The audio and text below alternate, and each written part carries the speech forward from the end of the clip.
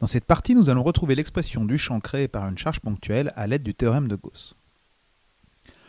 En plaçant la charge à l'origine du repère sphérique, nous avons vu que l'expression du champ créé par cette charge était Q sur 4pi epsilon 0 r carré E de R étant le premier vecteur de la base sphérique.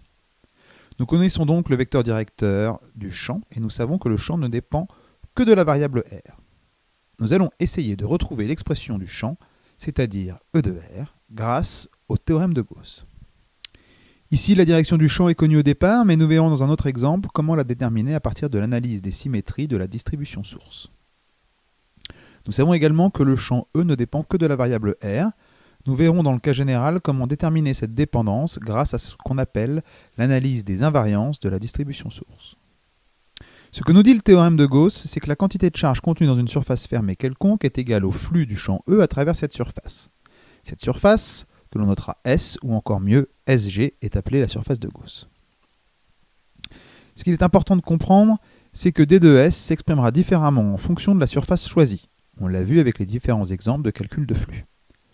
Prenons comme surface de Gauss une sphère de rayon petit r. La charge contenue dans le volume englobé par cette sphère est simplement la charge ponctuelle petit q. Le terme de gauche dans l'équation correspond au flux du champ E à travers la sphère. Pour rappel, voici l'expression de la surface élémentaire en sphérique.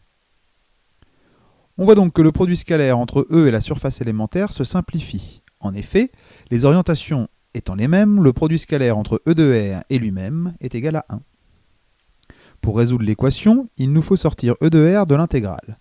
Pour cela, il faut vérifier que le champ E ne dépend pas des variables d'intégration, ici θ et φ. Vous voyez en rouge tout ce qui ne dépend pas des variables d'intégration, et qui peut donc être sorti de l'intégrale. Il ne nous reste donc plus qu'à calculer cette intégrale. Comme nous l'avons vu dans l'animation sur les intégrales multiples, nous allons appliquer le théorème de Fubini pour séparer les intégrales et intégrer ce qui dépend de θ séparément de ce qui dépend de φ. Pour intégrer sur toute la sphère, θ doit varier de 0 à π, et φ de 0 à 2π. Le produit de ces deux intégrales donne 4π. En arrangeant l'équation pour isoler E de R, on retrouve finalement l'expression attendue. Notre choix de surface de Gauss nous a donné l'expression de E à la distance petit r du centre. Cependant, le théorème est vrai quelle que soit la taille de notre sphère de Gauss. On peut donc généraliser l'expression obtenue pour tout rayon R et en déduire qu'en tout point de l'espace à une distance R du centre de notre repère, le champ E est donné par la formule classique Q sur 4pi epsilon 0 r carré suivant E de R. En fait, ce théorème est même vrai pour tout type de surface. Ici, nous avons pris une sphère pour simplifier nos calculs, mais en théorie, on pourrait utiliser un cylindre, ou tout autre type de surface du moment que celle-ci est fermée. Attention, dans le cas général, lors de la généralisation en tout point de l'espace, la quantité de charge à l'intérieur de la surface de Gauss ne sera pas forcément la même, donnant lieu à des expressions différentes pour le champ électrique en fonction des régions de l'espace. Nous verrons cela sur un exemple.